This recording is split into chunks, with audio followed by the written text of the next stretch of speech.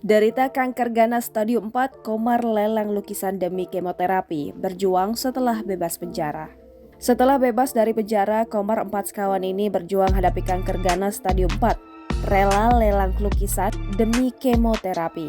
Komedian Nurul Komar atau akrab disapa Komar kini telah bebas dari penjara setelah bebas atas kasus pemalsuan ijazah. Kini, Komar terlihat lebih kurus dari sebelum masuk penjara. Pria yang kini juga mengajar di Universitas Islam Asy-Syafi'iyah Jatiwaringin ini harus menghadapi kanker usus stadium 4C yang membuatnya harus dikemo. Kini kondisi Komar sudah membaik setelah menjalani perawatan di rumah sakit.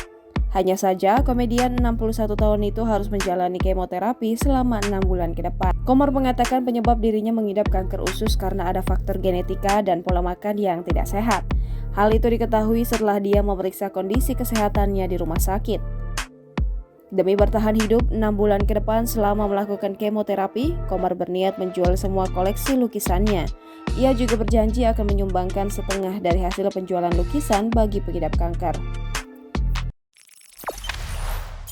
Jangan lupa subscribe, share, komen, dan like ya!